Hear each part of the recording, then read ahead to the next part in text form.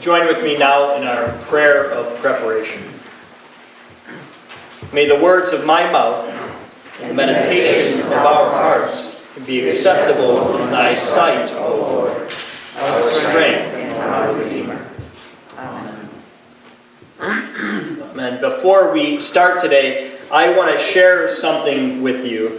And Willie, if you could start the music, please. What you are about to hear, what you're hearing now, is a violinist. It may not seem particularly extraordinary to you, but it actually is. You are listening to Joshua Bell play violin. He is one of the greatest violinists of our time. The music is from a video of an experiment. That's why you can hear background noise and some other things through it. Joshua played violin in the metro station in Washington, D.C. as part of an experiment to see if people would stop and listen. Just 3 days before he played in the metro, he performed in a packed symphony hall in Boston where just pretty good seats sold for over $100. Joshua performed for 45 minutes and began with a song by Johann Bach, what is considered by many to be the most difficult violin piece ever written. He also performed on his Stradivarius, one of a set of violins so renowned for their sound quality, they are worth millions of dollars. Joshua Bell's is worth $3.5 million. So what do you think happened as this world-renowned artist played on a multi-million-dollar instrument in a subway? 1,097 people came through in the 45 minutes he played. Did they stop and listen? He had his violin case open in front of him. Do you think people threw money in?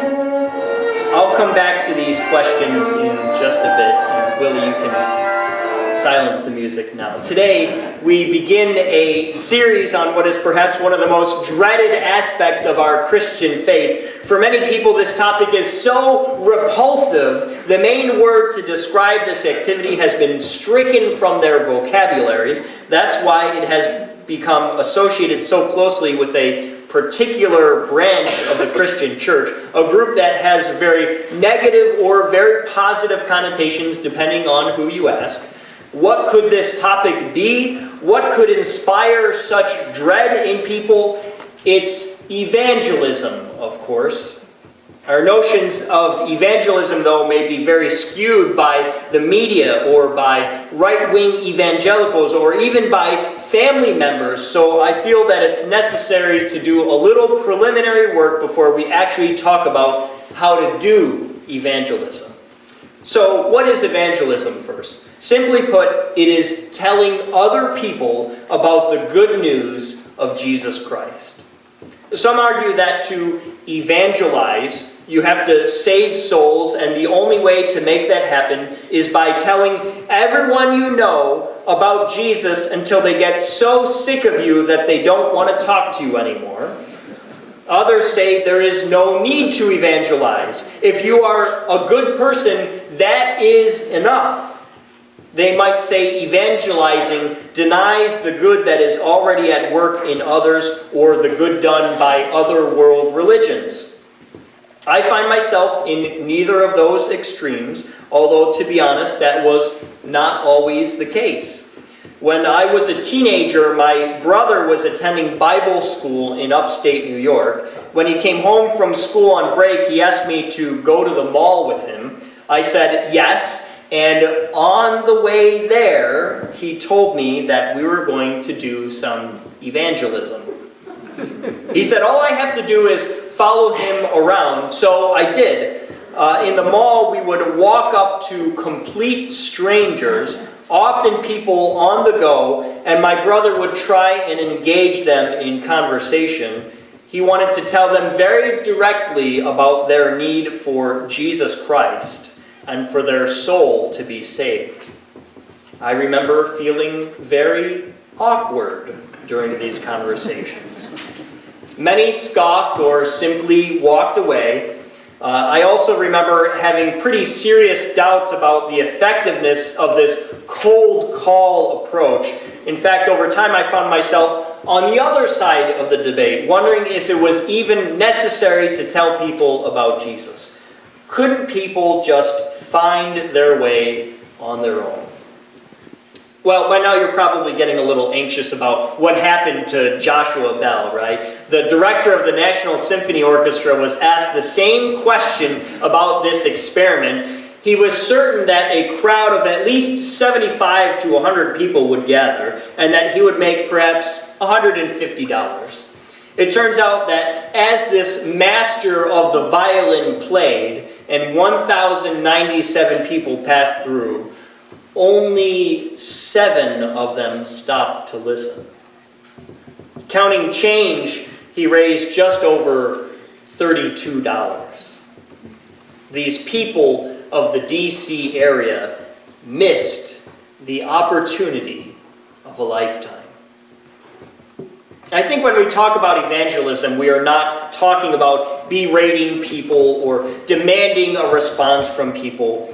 We're also not talking about a laissez-faire, anything-goes approach to people either. Evangelism is about helping people to notice the beauty that is all around them. It's seeing what is happening and being able to connect with the activity of God. In the Bible, this is actually called seeing the signs of God. We just read about one of those signs. Moses was walking in the arid desert land, taking care of some animals, and as he comes to this mountain, he notices something out of the ordinary. Now, Moses could have walked away right there. He could have said, there's something strange happening here, but I'm going to just ignore it. I'm going to turn around and head in the opposite direction. But that's not what he does, is it? Instead, he says, I have to turn aside and look at this thing. He stops and takes the time to see what it is. He pays attention to this unique thing. And what happens? Moses hears from God. He hears and is sent on one of the greatest adventures any human being has ever embarked on. He challenges the king of the most powerful nation on earth. He liberates an enslaved people and brings them to a new land where they can be set free. And none of it would have happened had Moses not stopped at a strange bush and paid attention. When I say the word evangelism, I invite you to think of something different, something new. I invite you to see the signs from God that are all around you. The signs are in creation as we notice the beauty of the earth. The signs are in your friends and neighbors who already experience the gracious activity of God in their lives, whether they believe or trust in God or not. The signs are everywhere because God is everywhere we go.